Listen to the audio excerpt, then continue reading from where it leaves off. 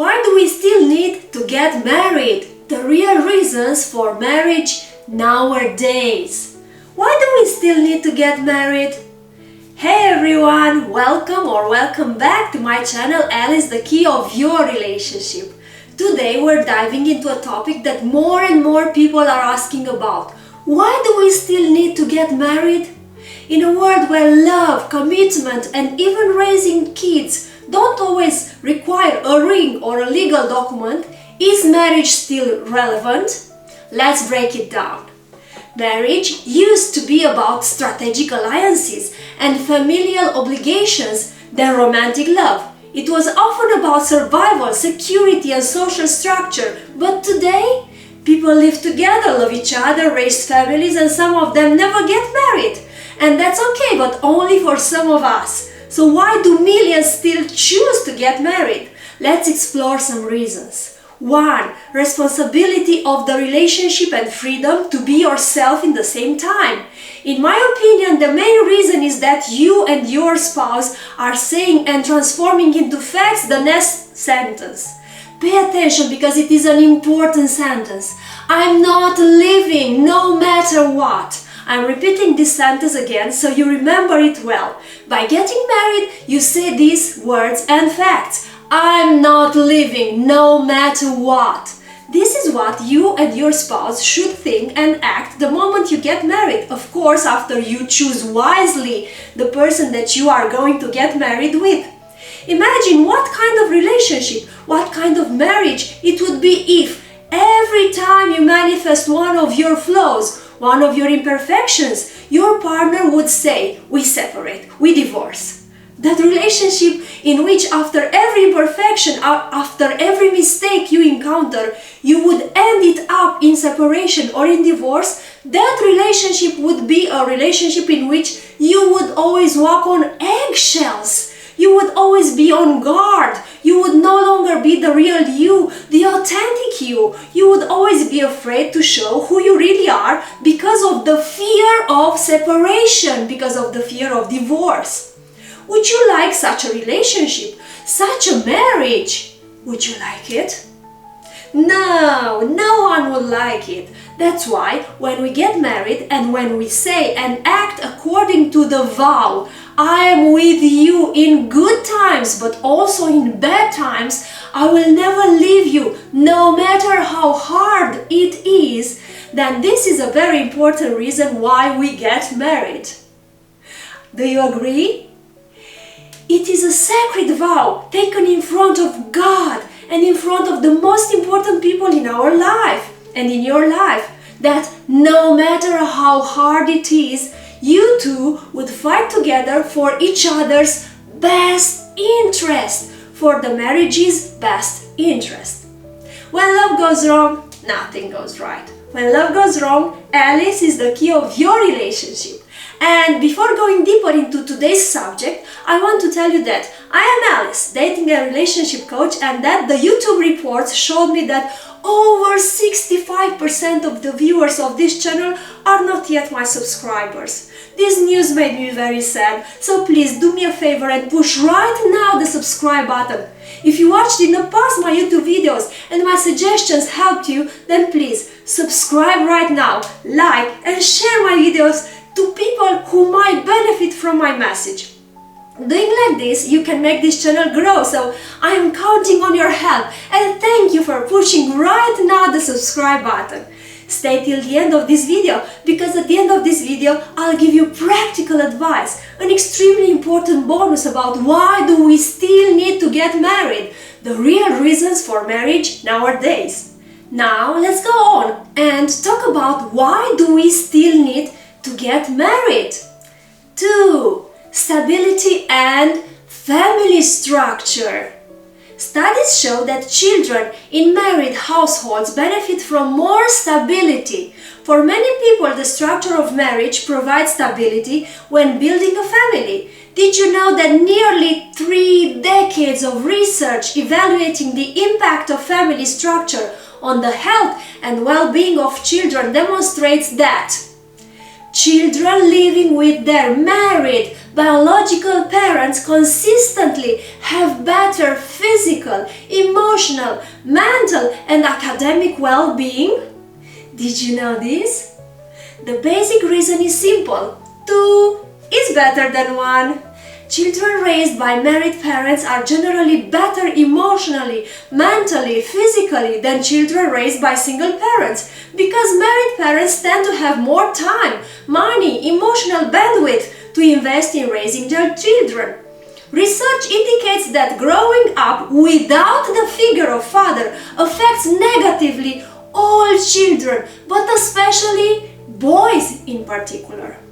The children from married families benefit from having 2 parents who can pool resources, provide a more stable environment, and offer a stronger support system. These children have a better life. 3. Commitment. Public and personal. Marriage is a public declaration of love and commitment. It says, I choose you in front of God and in front of everyone. For many that's powerful. It can deepen the bond, not because of the paper, but because of the promise made in front of God and in front of the family. 4. Cultural and religious traditions. In many cultures and religions, marriage is sacred. It's more than a contract, it's a covenant. For those who believe, getting married is a spiritual and cultural milestone. 5. Legal and financial benefits. Marriage isn't just romantic, it's also legal. Spouses get tax breaks, inheritance rights, hospital visitations, insurance perks, and easier adoption processes. In many countries, these benefits are still only fully accessible through marriage. 6. Love, ritual, and meaning. Even in a modern, progressive world, rituals matter.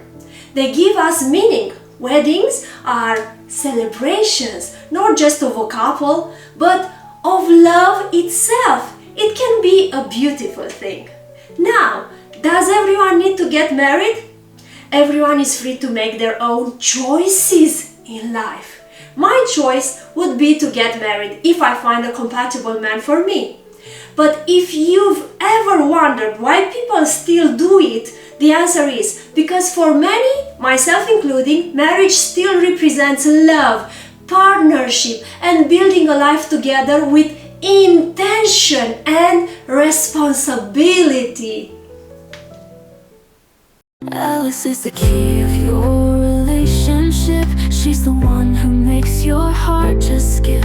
In her eyes you see your world unfold. With her touch your story's always told. Psychologically and morally speaking, to you, but from a completely opposite perspective, if I were the devil, encouraging people not to get married could be a strategic move to undermine human connection, stability, and spiritual values. Here's how that reasoning might go from a devil's advocate perspective. 1. Undermining commitment. Marriage often involves long-term commitment, sacrifice, and loyalty, virtues that promote selflessness and growth. Discouraging marriage could foster selfishness, impulsivity, and instability in relationships. 2. Weakening families. The traditional family unit can be a source of support, moral grounding, and resilience. Undermining marriage would weaken that structure, making individuals more isolated and vulnerable. 3. Promoting hedonism. If people avoid the discipline of marriage, they might focus more on hedonism, which is immediate pleasure, promiscuity, emotional detachment, and consumerism, which can distract them from deeper meaning and purpose. 4. Sowing division. Discouraging marriage could create distrust between men and women, fueling cultural and relational conflict, which serves chaos over harmony. 5. Spiritual disruption. Many religious and philosophical systems view marriage as a sacred covenant. Discrediting or mocking it could lead people farther from their spiritual paths. This kind of manipulation would align with the classic portrayal of evil as promoting disorder, disconnection, and despair. From a psychological perspective, if someone like a devil figure wanted to dissuade people from getting married, it could be a strategy to exploit human vulnerabilities and amplify dysfunction at both individuals and societal levels. Here's how. 1. Exploiting fear of intimacy. Many people carry attachment wounds from childhood that could be neglect, abandonment, inconsistent care. A devil might softly reinforce the belief that you'll be hurt if you open up. No one is truly trustworthy. By promoting cynicism and mistrust, it becomes harder for people to form deep, committed bonds like those required in marriage. What do you think? 2. Encouraging narcissism and hyper-individualism. Modern society often elevates self-fulfillment, independence, and personal success over mutual sacrifice and interdependence. But a manipulative force could push the idea that marriage limits your freedom or you should never have to compromise. This is a bad thing to compromise. This is what the devil tells you. This appeals to ego, making commitment seem like a threat rather than a path to grow. 3. Reinforcing unrealistic expectations. Does this happen to you? Through media, social comparison, and romantic idealism, people are taught that marriage should always be passionate, effortless, conflict-free, so full of romanticism. When reality doesn't match the fantasy, disillusionment sets in. A devil would use that to whisper, "You deserve better. Walk away." This keeps people cycling through shallow or temporary relationships, and this is not good for the growth. 4. Creating identity diffusion. Without a grounded sense of self, individuals may struggle to connect deeply with others. So, discouraging stable commitments like marriage can keep people in a constant search for identity, leaving them distracted and emotionally fragmented. Psychologically, this can feed anxiety, depression, and a sense of lack of purpose. 5. Sabotaging long-term emotional development.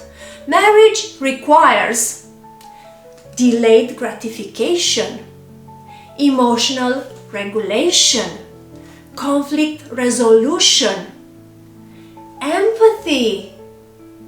So, what do you think about this?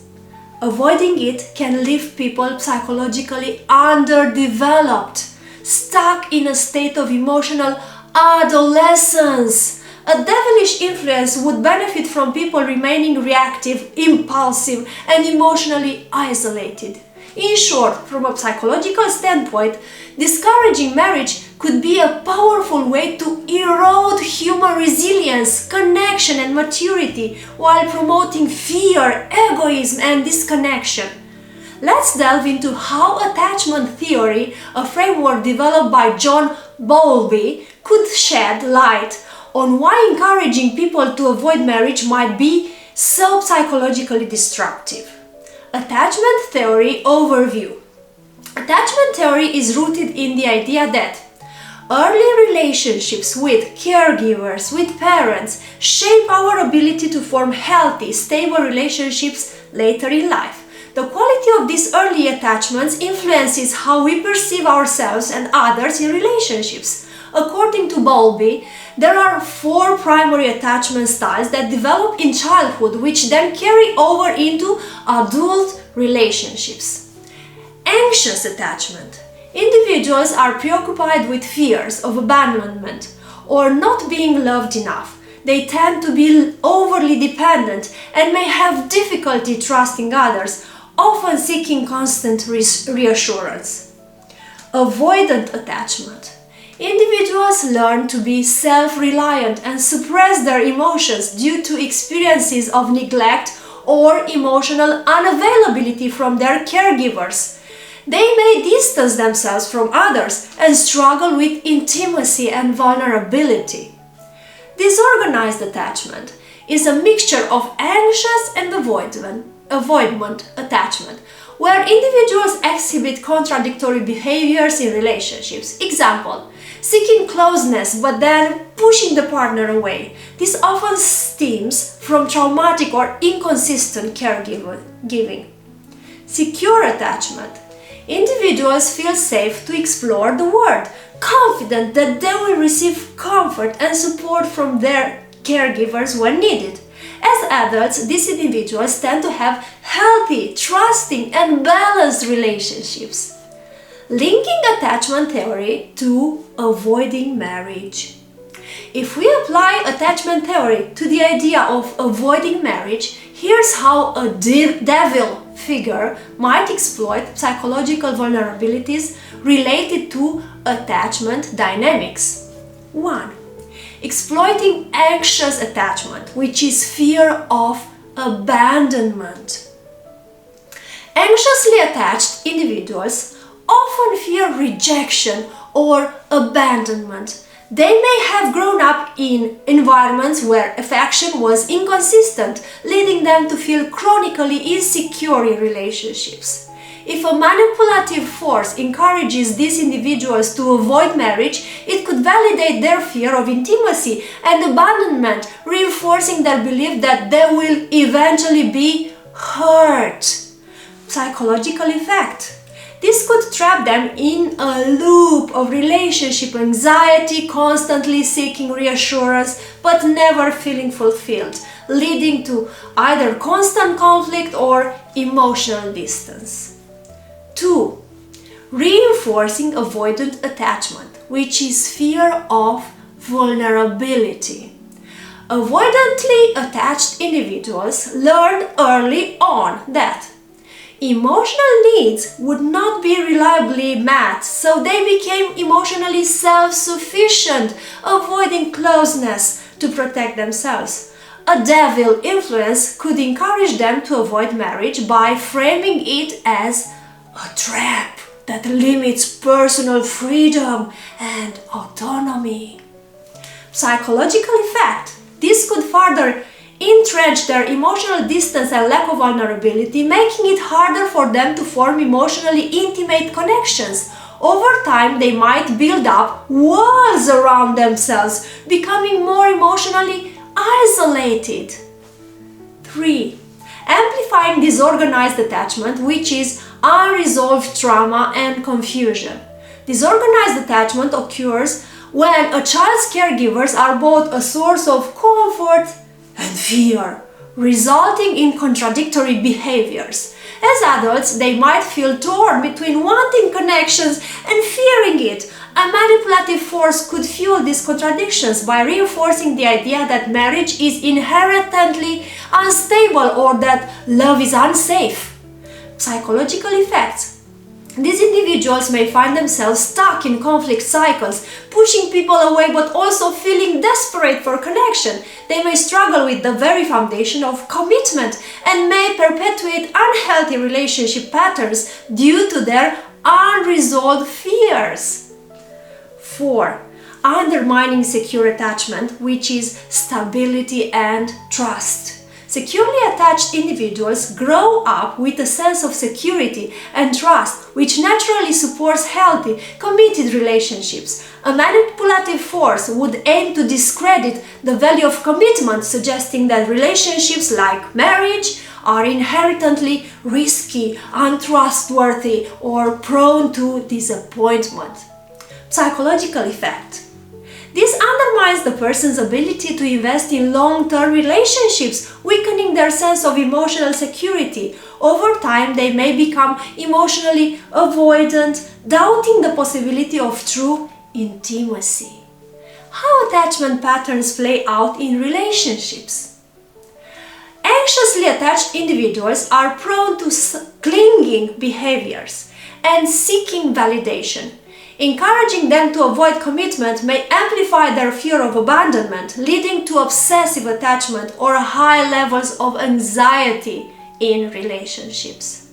Avoidant individuals might already see marriage as a potential threat to their autonomy. If encouraged to avoid it, they might feel vindicated in their avoidance, reinforcing their fear of emotional vulnerability and ultimately perpetuating emotional detachment. Disorganized individuals are more likely to become emotionally chaotic in their relationships. The suggestion to avoid marriage may only strengthen their sense of internal conflict, making it more difficult for them to achieve emotional balance or security. Secure attachment fosters healthy, interdependent partnerships where both people feel safe to love and be loved. If marriage is devalued, individuals with a secure attachment style might doubt their ability to build a lasting partnership, leading to fear and hesitation in committing. The long-term psychological impact.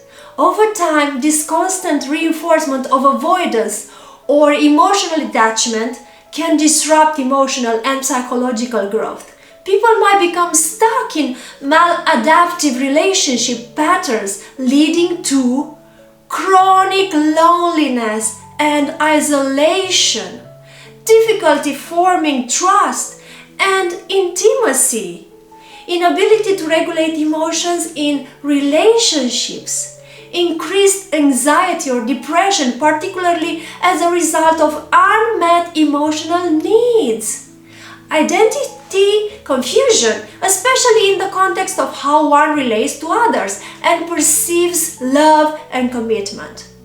Conclusion. From an attachment theory standpoint, marriage serves as a secure base for individuals to grow emotionally and relationally. It provides a platform for developing trust, managing conflict, and experiencing emotional vulnerability in a safe, committed environment. By encouraging people to avoid marriage, a devilish influence would be manipulating attachment-related fears, preventing individuals from forming healthy, secure attachment, and ultimately creating a society filled with emotional instability, mistrust, and unfulfilled desire for connection. So what do you think? Is marriage still necessary?